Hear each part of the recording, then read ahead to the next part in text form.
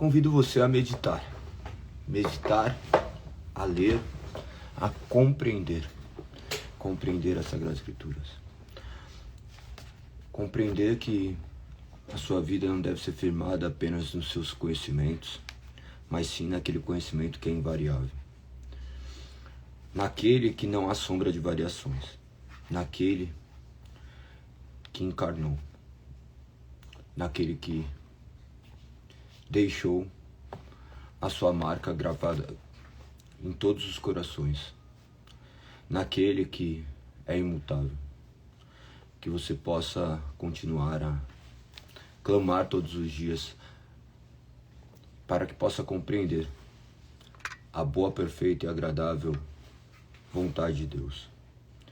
Que você possa, nessa manhã agora, meditar acerca dessa simples oração, escrita de maneira magnífica.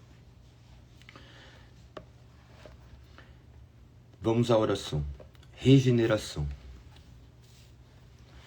Ó Deus dos altos céus, ocupa o trono do meu coração, toma posse por completo e reina supremo. Extingue toda luxúria rebelde, não permitas que nenhuma paixão vil resista ao teu santo combate. Manifesta teu portenhoso poder e faz-me teu para sempre. És digno de ser louvado com todo o meu fôlego, amado com todas as faculdades da alma, servido em todos os atos da minha vida. Quando eu era indigno, vil, sujo e impuro, tu me amastes, desposastes, me adquiristes, lavastes, favorecestes, tu me vestiste e adornaste. Eu estava morto em iniquidades, sem olhos para ver-te, sem ouvidos para ouvir-te, sem paladar para saborear as tuas alegrias, sem inteligência que te conhecesse, mas teu Espírito me despertou. Trouxe-me para um novo mundo, como uma nova criatura. Deu-me percepção espiritual. Abriu-me a tua palavra, como luz, guia, consolo e alegria. Tua presença é para mim um tesouro de paz interminável. Nenhuma afronta pode me apartar da tua compaixão, pois me atraístes com laços de amor. E me perdoas a cada dia, a cada hora. Ó, ajuda-me então a andar de modo digno do seu amor, de modo consoante as minhas esperanças e vocação. Sustém-me, pois não posso manter-me por mim mesmo. Protege-me, de modo que nenhum mal me sobrevenha. Permite-me abandonar os pecados que outros admiram. Ajuda-me a andar ao teu lado, inclinado sobre o teu braço, em diálogo contigo. Que daqui em diante eu possa ser sal da terra e bênção para todos. Que bela oração. Que vocês possam continuar a meditar nas Sagradas Escrituras, a crer única e exclusivamente nas Sagradas Escrituras. Parabéns a todos que estão aqui mais uma vez. Parabéns a todos que leram a Bíblia integral esse ano. Estou parabenizando o que o Espírito faz em nós. Nós estamos cercados de pessoas que se dizem cristãs, mas por vezes apenas o são por conveniência e não por transformação do seu coração. Aquele que foi transformado, ele é regenerado e ele não vive mais para si. Deus o governa, Deus o direciona. E sem sombra de dúvidas, aquele que Deus comprou, ele há de trazer o conhecimento da sua palavra. Salvo exceções, não é admissível que um cristão não leia a palavra. E ler, lembre-se que pode estar atrelado até a escutar, mas ter contato todos os dias, não com partes da palavra, mas com a palavra de maneira integral. Muitas pessoas sabem ler, mas não leem.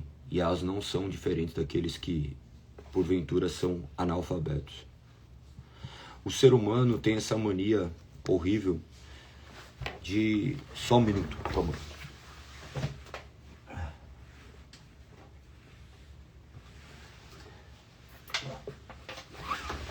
De de buscar sempre o máximo de resultado com o mínimo de esforço. É a lei do mínimo esforço. Nós imaginamos que falar que Jesus Cristo é Deus, ou que crer em Jesus Cristo é o suficiente. Não se esqueça que a Bíblia fala de crer de toda a sua mente e todo o seu coração. Seu coração e a sua mente estão voltados para o Senhor. Lembre-se que nós não vamos até Deus, Deus vem até nós. E quando Ele vem até nós, nossas vidas são transformadas, nossas vidas são regeneradas e Ele transforma nossas vidas. Você teve sua vida transformada, você teve sua vida regenerada, como você vive hoje. A sua vida reflete a característica daquelas pessoas que foram transformadas. Nós vemos pessoas completamente instáveis emocionalmente, psicologicamente, porque depositam sua esperança nas circunstâncias, não naquilo que Deus faz.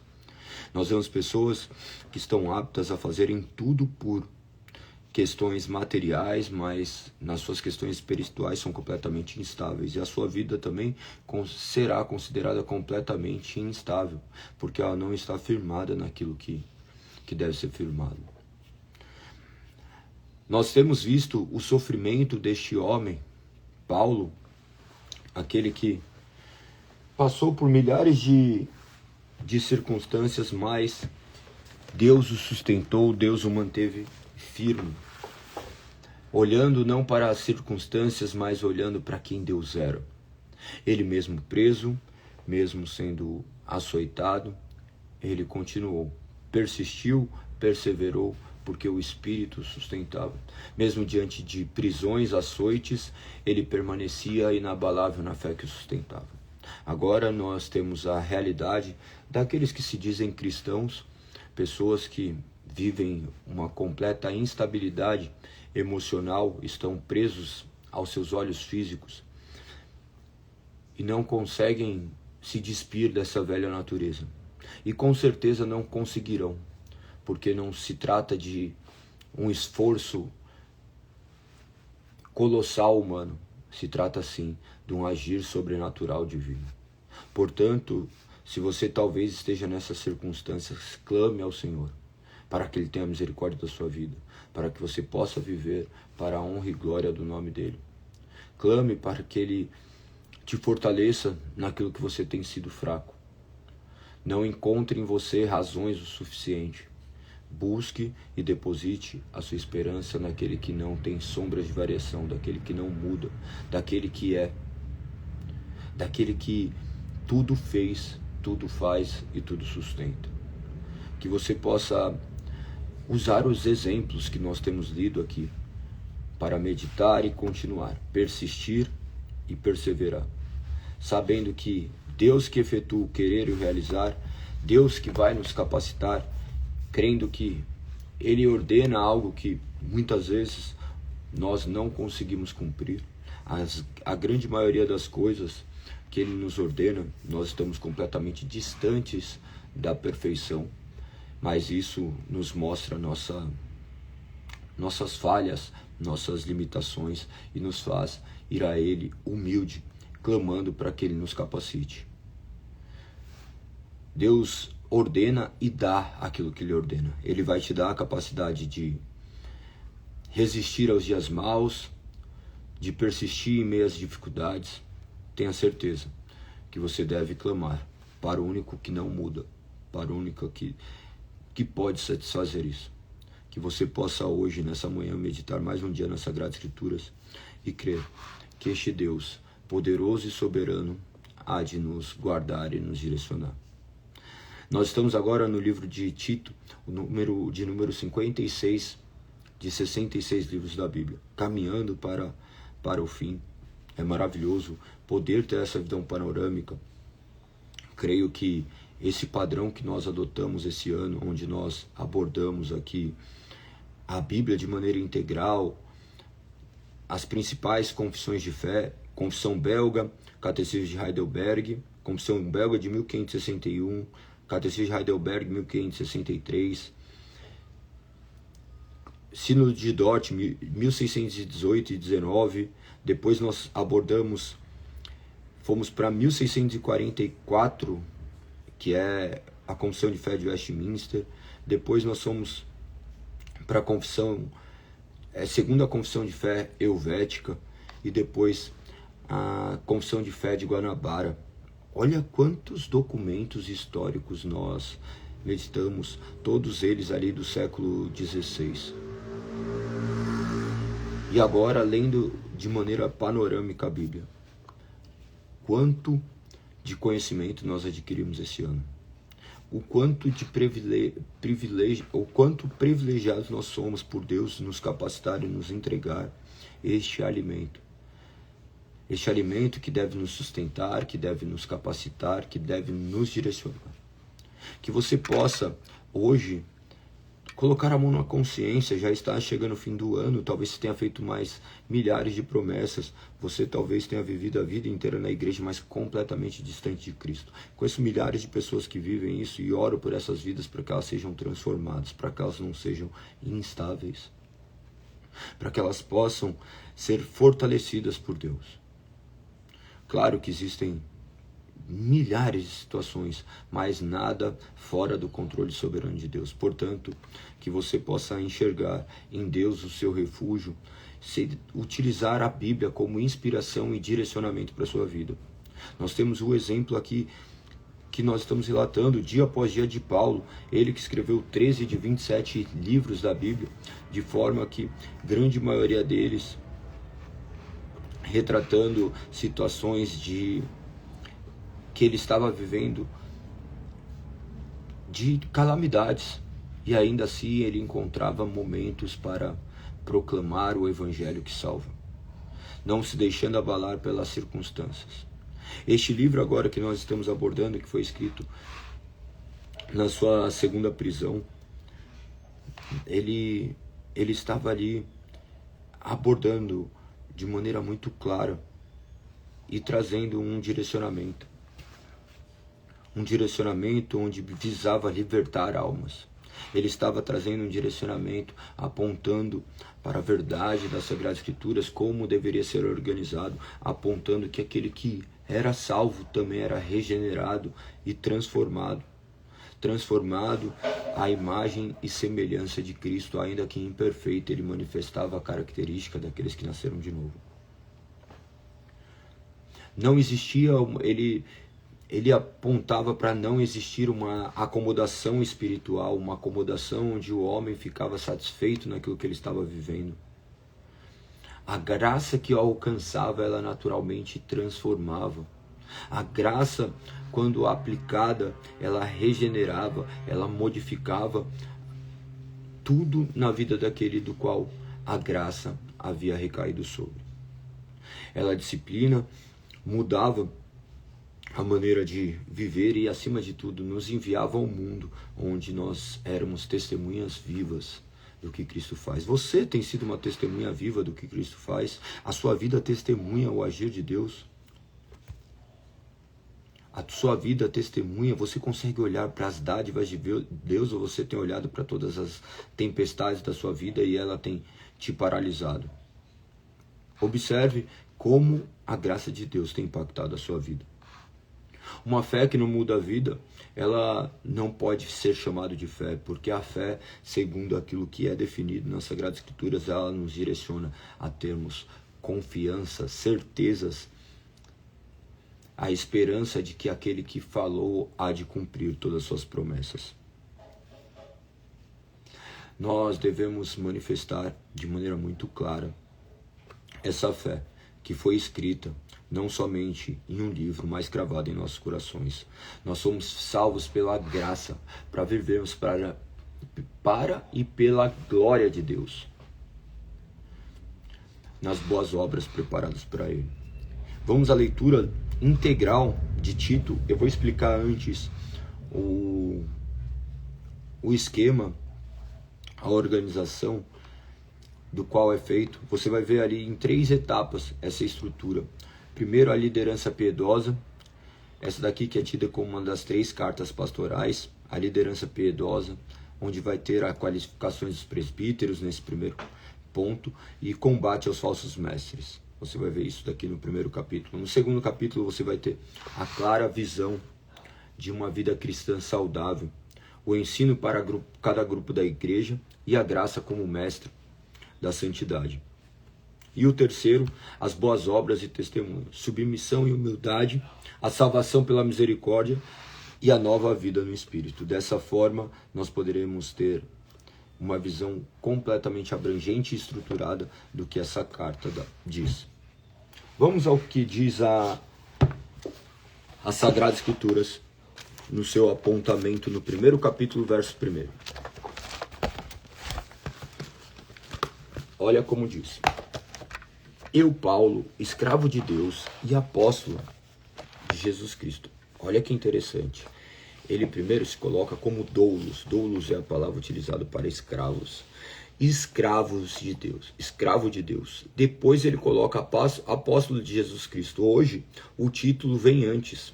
Observe que muitos, buscando trazer autoridade a si mesmo, colocam seus títulos antes. Nós não vemos hoje essa humildade conforme a de Paulo. Paulo, embora sendo talvez um dos homens mais utilizados por Deus, se mantinha humilde, essa humildade que vinha do Senhor. Hoje, embora eu não creia, não, a Bíblia não autoriza apóstolos contemporâneos, pessoas vêm aí, colocam o título AP, apóstolo, isso, e depois colocam o nome. Nosso nome deveria ser a maneira como nós os apresentamos. Os títulos devem representar aquilo que nós vivemos, sem ser necessário dizer a que título nos pertence. As pessoas deveriam ver, por intermédio das nossas boas obras, aquilo que Deus faz. Se ele não tivesse as credenciais de apóstolos manifestas na sua vida, ele não seria considerado um apóstolo. No entanto, ele tinha de maneira latente, onde ele ia, a sua palavra autoritativa trazia a vida. Onde ele ia, a igreja avançava. Será que nós carregamos o título de servos de Cristo? Eu falo cristão, eu sou um cristão. E esse título não faz nada mais do que enfeitar meu nome e não modificar a minha vida. Pense a respeito disso. Ele continua dizendo, então, eu, Paulo, escravo de Deus, apóstolo de Jesus Cristo, escrevo essa carta. Fui enviado para fortalecer a fé daqueles que Deus escolheu para ensinar-lhes a verdade, que mostra como viver uma vida de devoção. Observe que tem pessoas que não creem que Deus escolhe pessoas. Então, algumas palavras da Bíblia estão completamente erradas e equivocadas. Observe que aqui já deixa muito claro. Eu fui enviado a fortalecer a fé daqueles que Deus escolheu para ensinar-lhes a verdade. As pessoas que estão sendo transformadas ou que foram transformadas, porque não, embora seja um processo constante, eles foram eleitos por Deus antes da fundação do mundo, chamados sem nenhuma razão em si mesmo, somente escondidos em Deus, por razões que nossas capacidades intelectuais desconhecem. Deus não é autoritário no sentido de tirano e causador do mal, mas Deus é misericordioso, porque imagine que dentre toda a matéria informe, toda criatura destinada às trevas, Deus escolheu resgatar uma multidão incontável de pessoas, do quais você está entre elas. Porque a prova de que Ele te escolheu é que essa palavra está aqui. Galego, mas eu não sou transformado por essa palavra. Eu nego essa palavra, então há de convir que você tem negado a Cristo. Galego, eu não aceito o que diz. Perfeito, você está negando a Cristo.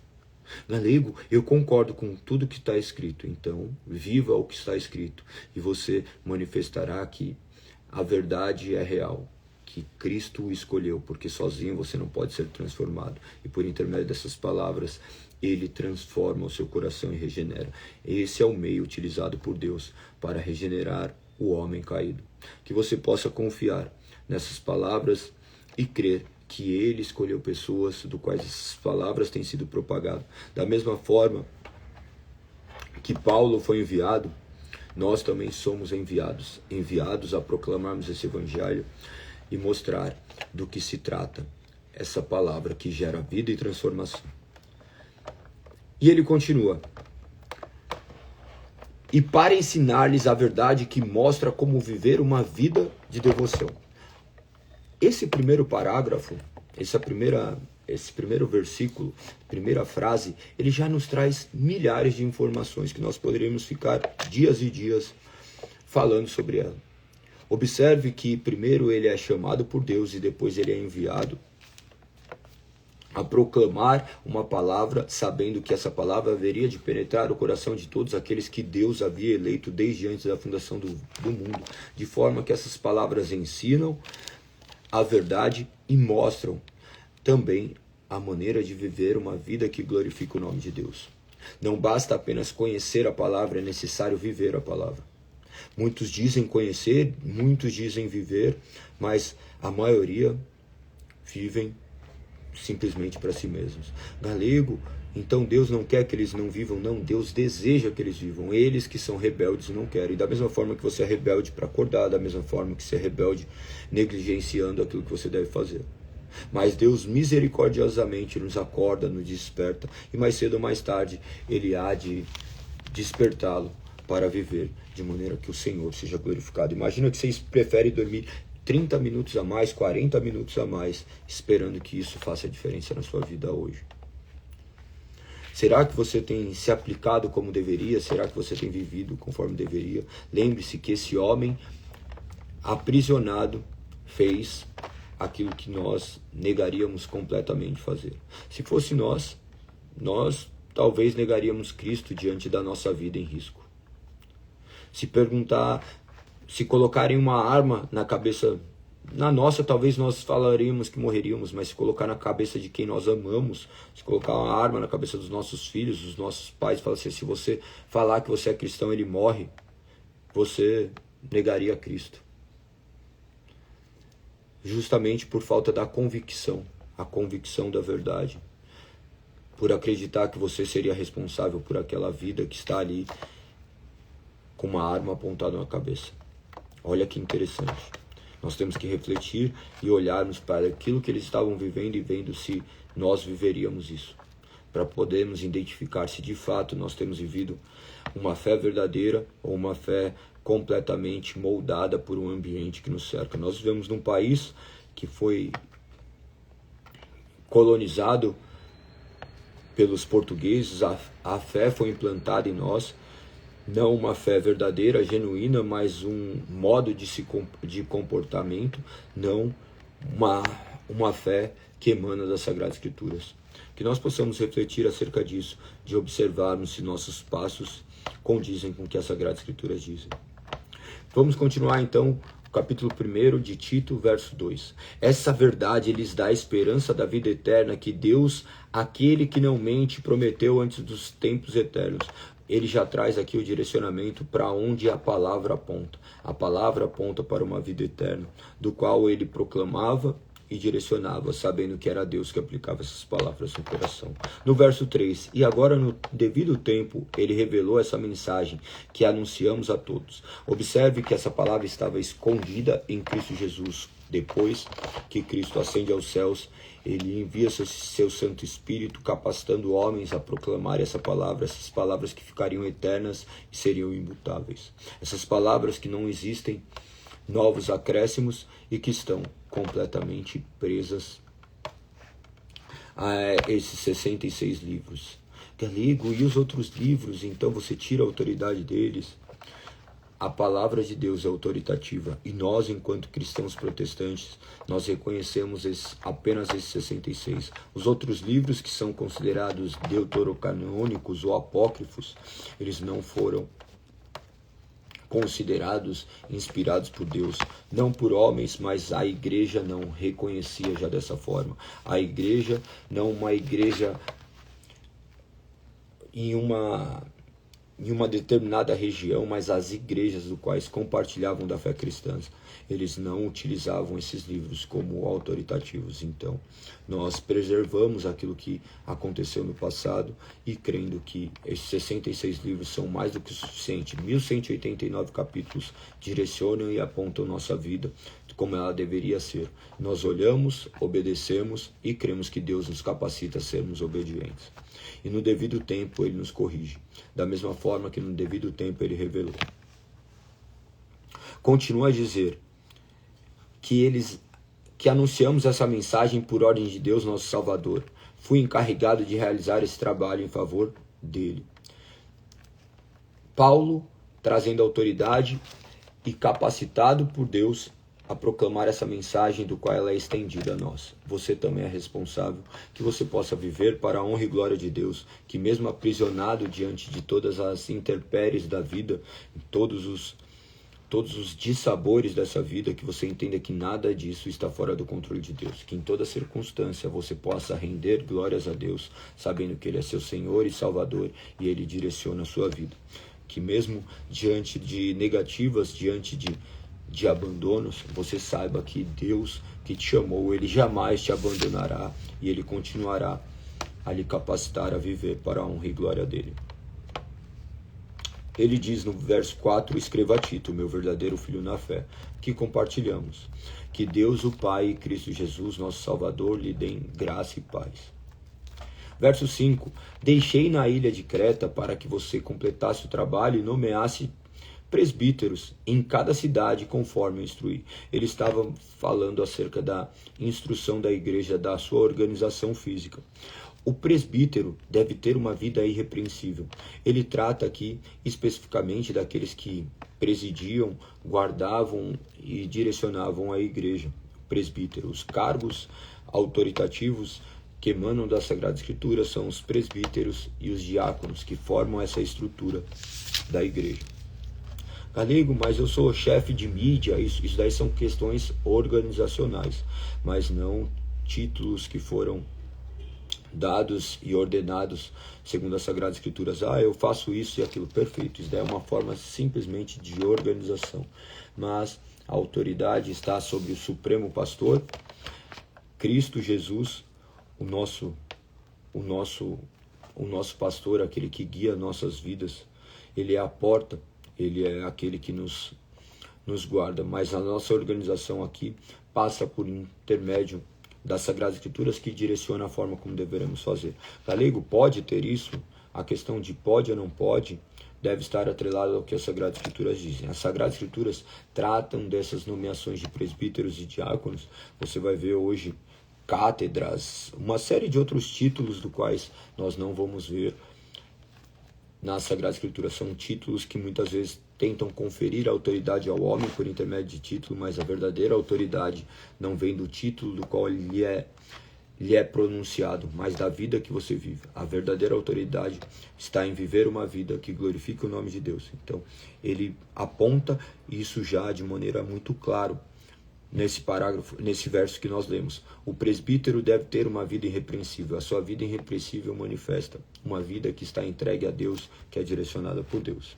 Deve ser marido de uma só mulher, e seus filhos devem partilhar de sua fé, e não ter fama de devassos nem rebeldes, tal qual está escrito em Timóteo também. Ele também orienta dessa forma. Seus filhos devem partilhar de sua fé, e não ter fama de devassos nem rebeldes. Verso 7. O bispo administra a casa de Deus. Presbítero e bíspero, eles são utilizados como nomes intercambiáveis, tá? Por isso que alguns lugares utilizam o nome de bispo. O bispo administra a casa de Deus, portanto, deve ter uma vida irrepreensível. Não deve ser arrogante nem briguento. Não deve beber vinho em excesso, nem ser violento, nem buscar lucro desonesto. Em vez disso, deve ser hospitaleiro e amar o bem. Deve viver sabiamente, ser justo e ter uma vida de devoção e disciplina. Deve estar plenamente convicto da mensagem fiel que lhe foi ensinada, de modo que possa encorajar outros com o verdadeiro ensino e mostrar aos que se opõem onde estão errados. Olha que interessante.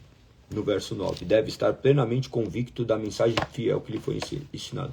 Você está plenamente convicto dessa mensagem que lhe foi ensinada, ou você acredita que a Bíblia contém a palavra de Deus e não que ela é a palavra de Deus. Muitas pessoas se dizem cristãs, mas não acreditam na Bíblia. Se ela não acredita na Bíblia, ela nega a Cristo. Por quê? Ontem mesmo eu estava falando com um primo meu, ele não crê que Jesus é Deus. E se ele não crê que Jesus é Deus, ele crê num mentiroso. Olha que incongruente. Porque se Jesus não fosse Deus, ele seria um mentiroso. E um mentiroso não era digno de ser adorado.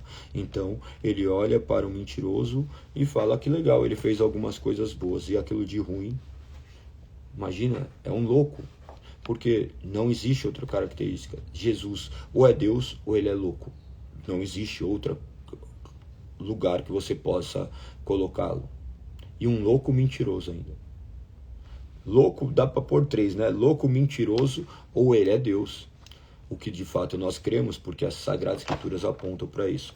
Que você possa crer de maneira correta e viver de maneira do qual seja sua vida a manifestação de que essa mensagem é real. De maneira, como está escrito aqui, de modo que possa encorajar outros com o verdadeiro ensino e mostrar que se opõe aos que estão errados. Por exemplo, ontem eu falando com ele, eu apontava os seus erros diante das Sagradas Escrituras. Ele mesmo relutante quanto a isso, eu devo ser firme nas minhas afirmações, porque as minhas afirmações não vêm de mim. Não se tratam de opiniões, se tratam de uma palavra. Galego, mas ele tem todo o direito de não crer dessa forma. Tem todo o direito, e eu tenho todo o direito de crer e defender. E apontar todos os erros os quais os seus pensamentos estão, crendo que Deus, mais cedo ou mais tarde, há de se revelar a ele. Então, observe que não se trata de fazer pontes, mas de estabelecer alicerces. As pontes que nos ligam, se não for Cristo, nós deveremos estar completamente separados. Verso 10. Pois há muitos rebeldes que promovem conversas inúteis e enganam as pessoas. Refiro-me. Desculpa, me perdi aqui. Pois há muitos rebeldes que promovem conversas inúteis e enganam as pessoas. Refiro-me especialmente àqueles que insistem na necessidade da circuncisão. O que ele já está refutando? Ele já está refutando aquelas pessoas que estavam se valendo daquilo que elas faziam e não daquilo que Cristo havia feito. Lembre-se que em Cristo todos os rituais, todas as cerimônias que apontavam para a transformação foram concretizadas. De forma que a concretização agora não era por intermédio de mutilações físicas, mas sim da circuncisão espiritual. E não havia nada que pudéssemos fazer fisicamente que pudesse representar aquilo que foi feito espiritualmente, a não ser os sacramentos, que eram sinais da sua graça, manifesto materialmente. Continua no verso 11. É preciso calar, pois com seus ensinamentos falsos tem desviado famílias inteiras da verdade. Sua motivação é obter lucro desonesto. O que ele está dizendo que existiam naquela época já pessoas que estavam desviando as pessoas da verdade, tal qual hoje ainda existe, justamente porque o povo ignora as Sagradas Escrituras e vão escutando simplesmente pessoas ao invés de escutar o que as Sagradas Escrituras dizem. Portanto, que você leia as Sagradas Escrituras, que você não fique dependente do que um homem diz, mas daquilo que está escrito e apontado nas Sagradas Escrituras. Verso 12. Até mesmo um deles, um profeta nascido em Creta, disse: os cretenses são mentirosos, animais cruéis e comilões preguiçosos. Isso é verdade, portanto, repreendo severamente a fim de fortalecê-los na fé. É preciso que deixe de dar ouvidos a mitos judaicos e às ordens daqueles que se desviaram da verdade.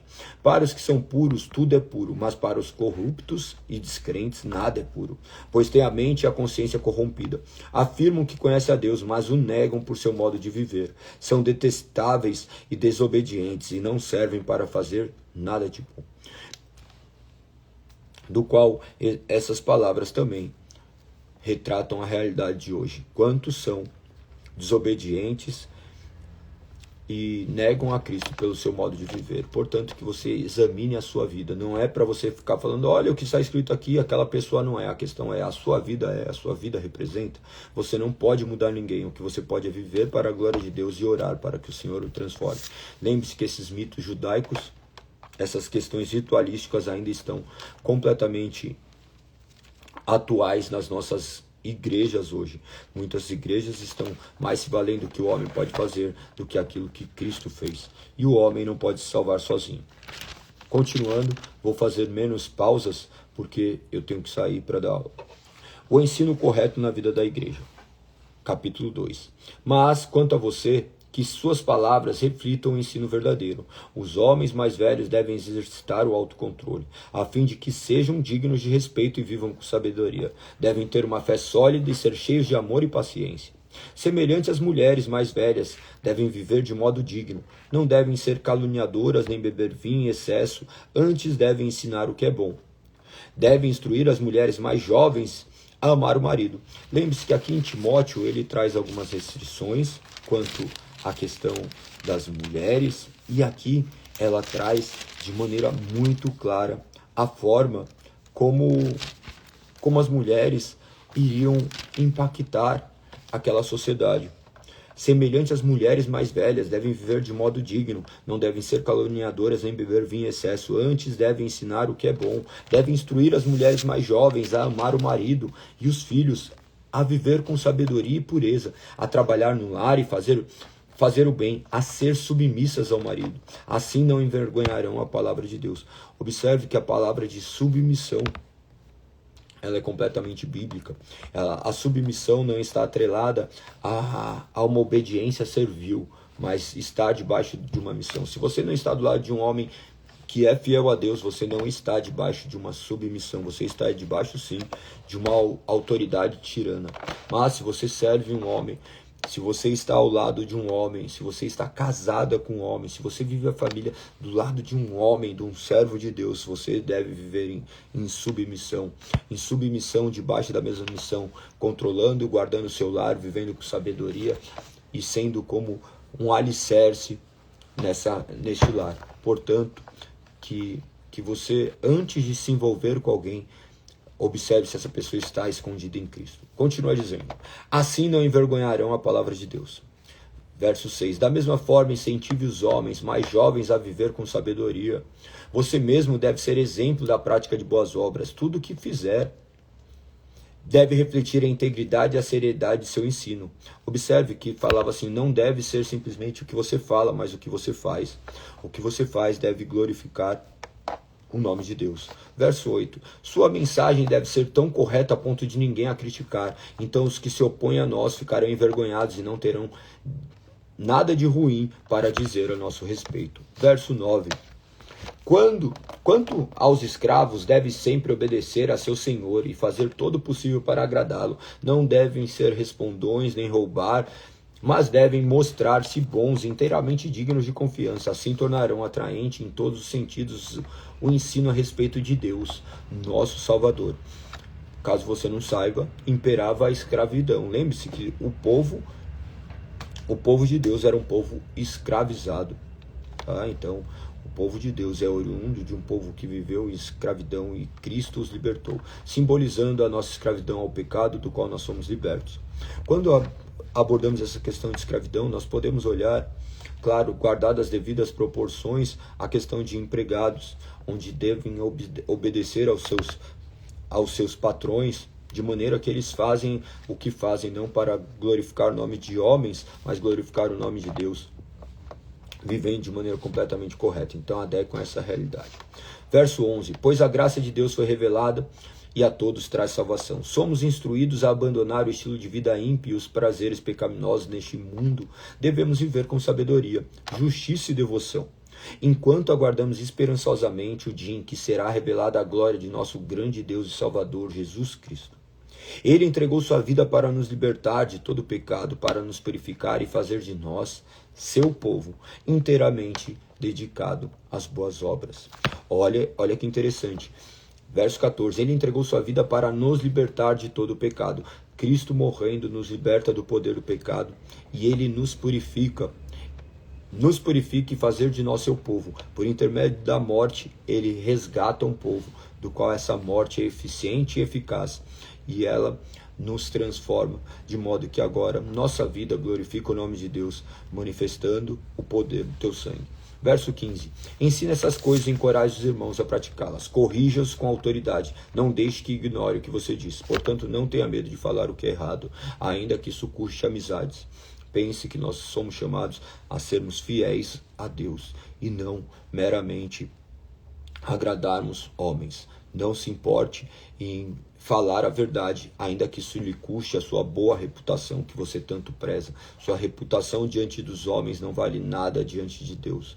Que nós possamos ser fiéis a essa palavra. Capítulo 3.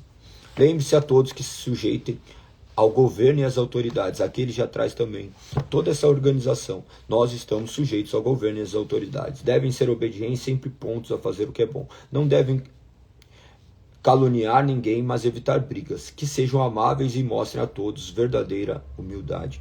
Então, você já vê que aqueles que estão ali completamente gladiadores do século 21 estão completamente em desacordo com o que as Sagradas Escrituras dizem. Que sejam amáveis e mostrem a todas a verdadeira humildade. Em outros tempos também éramos insensatos e desobedientes. Observe que ele se coloca nessa situação. Em outros tempos também éramos insensatos e desobedientes. Vivíamos no engano e nos tornamos escravos de muitas paixões e prazeres. Éramos cheios de maldade e inveja e odiávamos uns aos outros. Mas quando Deus, nosso Salvador, revelou sua bondade e seu amor, ele nos salvou, não porque tivéssemos feito algo justo, mas por causa de sua misericórdia. Você não foi salvo por conta do que você fez, você não foi salvo porque você foi até a igreja, você foi salvo porque Deus te arrastou até aquele lugar, fez com que essa palavra fosse pregada, e agora você foi transformado e restaurado por conta da sua misericórdia. Ele nos lavou para remover nossos pecados, nos fez nascer de novo.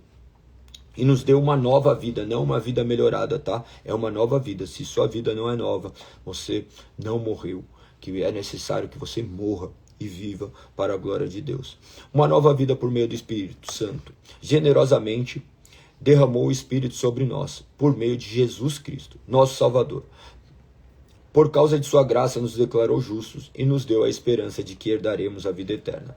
Essa é uma afirmação digna de confiança e quero que você insista nesses ensinamentos para que todos os que creem em Deus se dediquem a fazer o bem.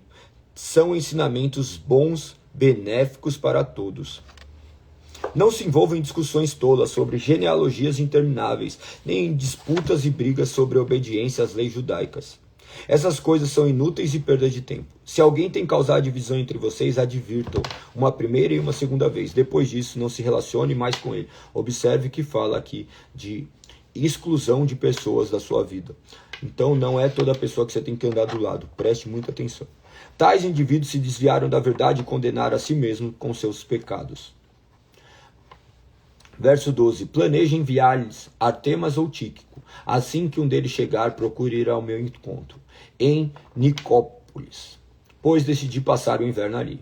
Faça todo o possível para ajudar Zenas, o advogado, e Apolo na viagem deles. Providencie que tenha tudo de que precisam. Nosso povo deve aprender a fazer o bem e suprir as necessidades urgentes de outros. Assim ninguém será improdutivo. Observe que somos chamados a sermos produtivos. Portanto, vai e faça alguma coisa. Proclame o Evangelho de Deus. Distribua essa palavra. Faça e, acima de tudo, viva essa palavra. Terminando diz, todos aqui mandam lembranças. Por favor, enviem-me saudações a todos que nos amam na fé. Que a graça de Deus esteja com todos vocês. Que a graça de Deus esteja com todos vocês. Vou agora dar aula. Que o nome do Senhor seja louvado e engrandecido. 7 horas eu tenho que estar lá, eu tenho que sair voando. Ore pela minha vida. Que Deus nos guarde, nos proteja. Nós estaremos aqui mais um dia para a honra e glória do Senhor. Amanhã nós abordaremos a última carta escrita na prisão. Beijo, até amanhã. Compartilhe, comente e faça tudo necessário para a honra e glória de Deus.